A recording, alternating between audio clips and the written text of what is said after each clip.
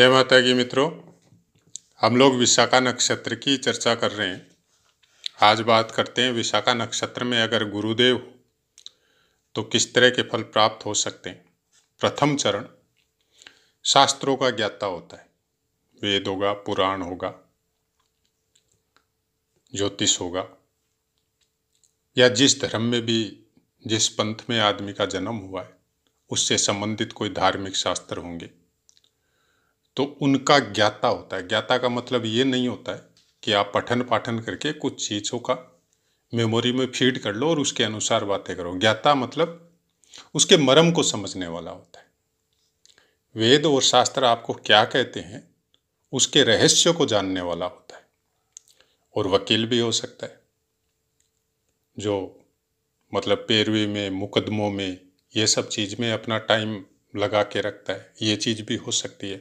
मतलब ऐसी चीज़ों का जानकार होता है जिनके विषय में मतलब इंटरनल नॉलेज जिसको बोला जाता है। जैसे वकील हुआ तो अपने क्लाइंट को किस तरह से विजय प्राप्त करवा सकता है कानून के अंदर रह के। इसका मतलब कानून का बहुत बड़ा जानकार होता है। दूसरा चरण धार्मिक होता है और उदार होता है। मतलब उदार एक 3 वर्ड का छोटा सा शब्द है, लेकिन अगर इसके मर्म को आप पहचानें, इसकी जानकारी अगर पूरी तरह समझने की कोशिश करें तो ये बहुत बड़ा शब्द है। क्यों, कौन सी सीमा तक उदार होगा वो बाकी कुंडली या बाकी गुरु ग्रह आपका कहाँ प्लेस है उसके ऊपर निर्भर करेगा। तीसरा चरण धार्मिक के साथ साथ कर्मकांडी विद्वान हो सकता है और उसी से अपनी आजीविका का भी निर्वाह कर सकता है।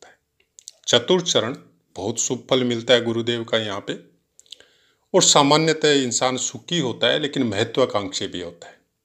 मतलब ऐसा नहीं है कि जो भी धार्मिक है तो जो भी भगवान मिल रहा है वो ईश्वर के चरणों में और उसी में अपना, न ज़्यादा कोई भोग की लालसा है न ज़्यादा कोई चीज़ की लालसा है। जो ईश्वर ने दे दिया उसको मान लिया, नहीं, जो मिल रहा है वो मिल रहा है।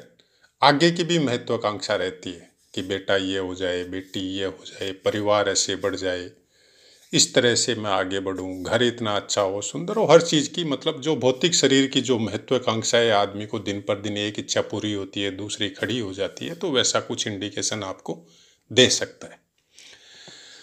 अब गुरुदेव अगर आपके विशाखा नक्षत्र में है और उसके ऊपर सूर्य देव की दृष्टि है तो हर तरह से सुख फल मिलता है और इंसान धनी भी होता है। चंद्रदेव की दृष्टि का भी सुख फल मिलता है और पूरी संपन्नता के मध्य अपना जीवन बिताता है। इसी तरह का इंडिकेशन मिलता है चंद्रमा की दृष्टि से। मंगल की दृष्टि से बाकी सब जो चीज़ है ही, लेकिन आदमी में साहस की मात्रा बहुत ज़्यादा होती है। किसी भी काम को करने में घबराएगा नहीं। कोई भी विपत्ति आएगी तो उसको लड़ने में या उसका मुकाबला करने में उसको कोई मतलब वो नहीं आएगी कि डर महसूस हो और हो, ऐसा कुछ नहीं होता है ऐसे इंसानों के।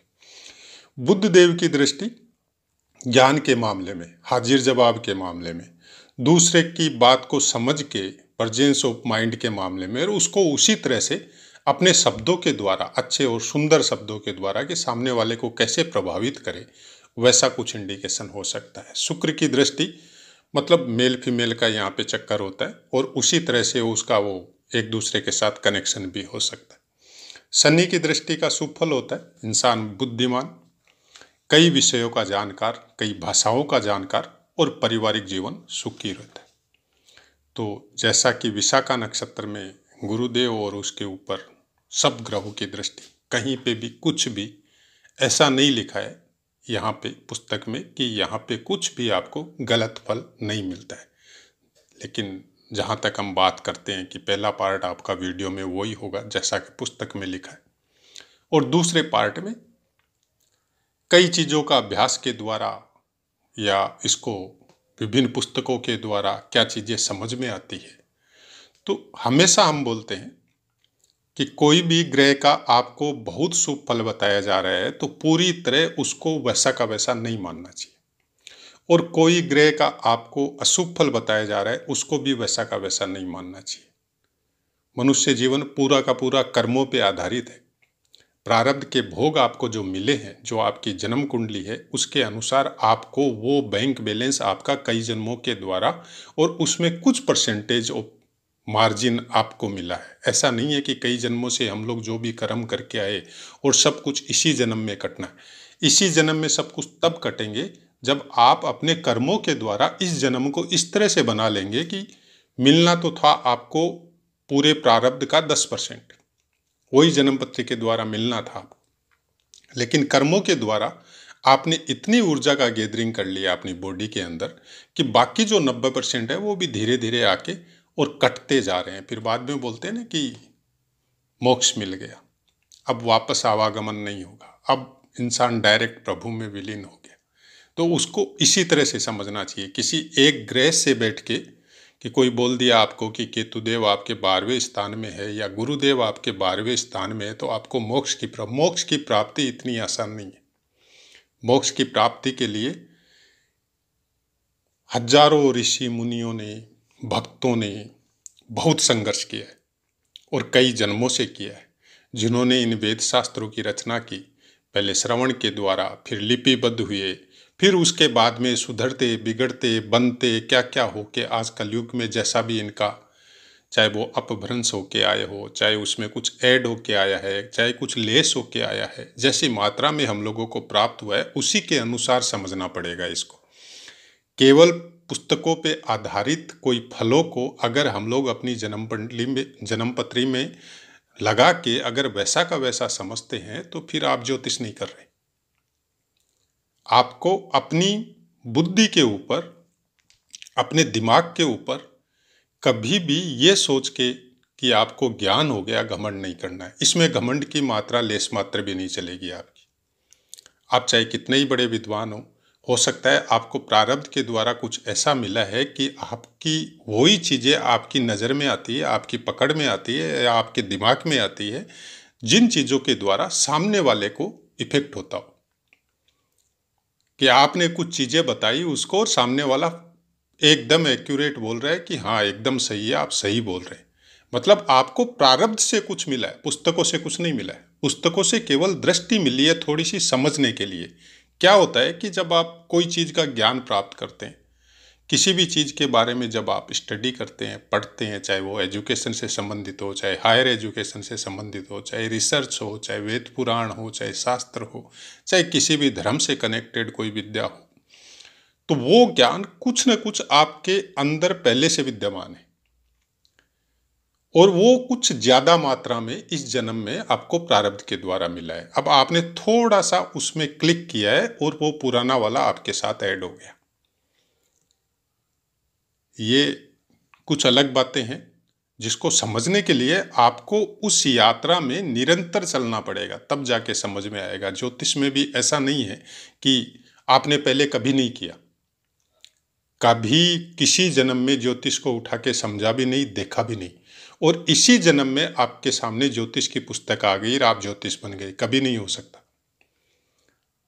इस चीज को हम कभी नहीं मान सकते। हाँ, हो सकता है हम इतने ज्ञानी नहीं है, इतना ज़्यादा त्रिकालदर्शी भी नहीं है कि सामने वाले के कई जन्मों को देख के बता दे, जैसा कि आजकल सोशल मीडिया के द्वारा बताया जा रहा है कि पंचम स्थान से आपके पूर्व जन्म का जानकारी हो सकता है, जबकि हमको तो अपने इस जन्म का ही जानकारी नहीं हो रहा है।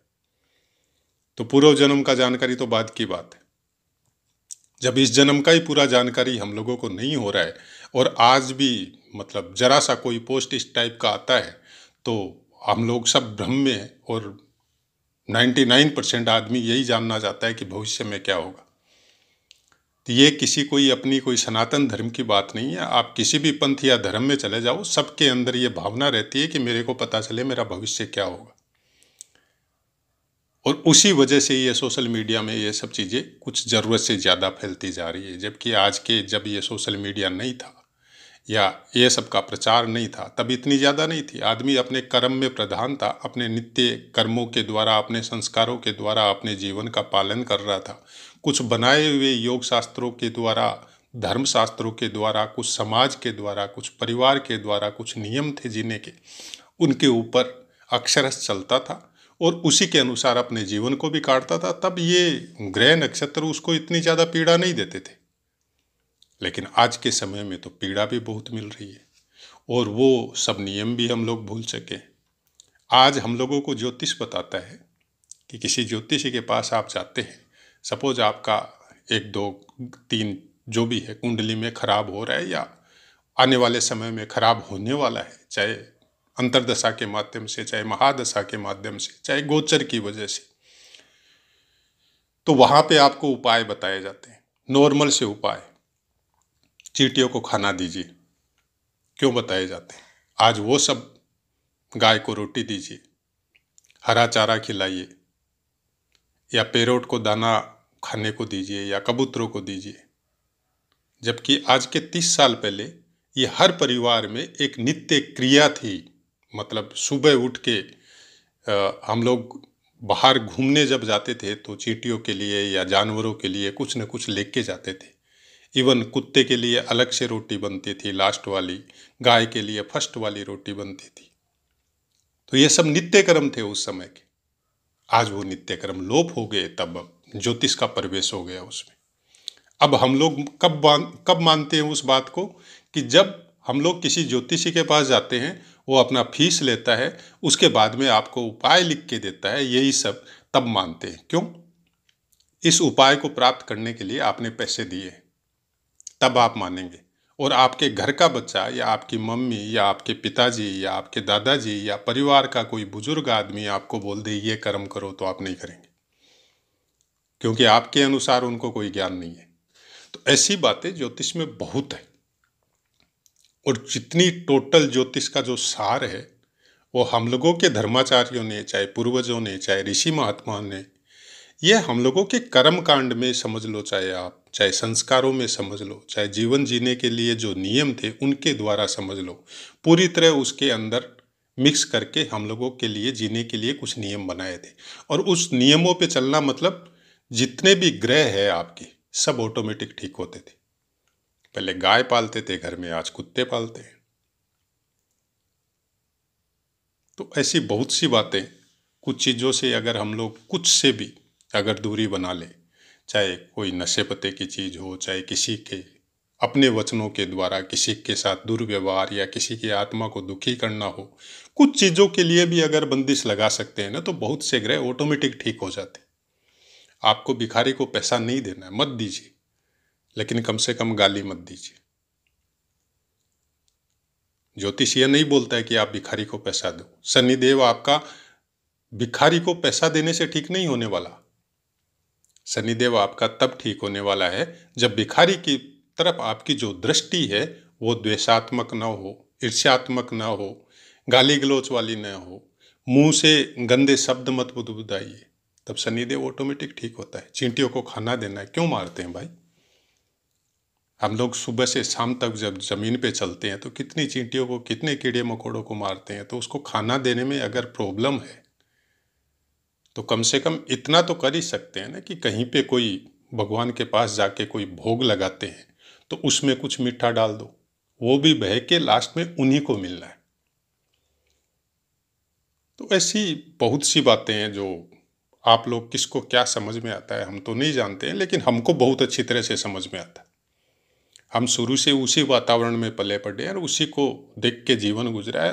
और ये सब नित्य कर्म है, आप करो चाहे मत करो, मन में भावना ऐसी जरूर होनी चाहिए कि ईश्वर अगर कभी मौका देगा तो हम भी करेंगे। ठीक है, शहरों का वातावरण है, फ्लैटों में रहना पड़ता है, ऐसे जीवों के सानिध्य में रहना पड़ता है कि वो सब चीज़ों की मतलब करने से शर्म महसूस होती है। कोई बात नहीं है, लेकिन जब मौका मिले तब जरूर कीजिए।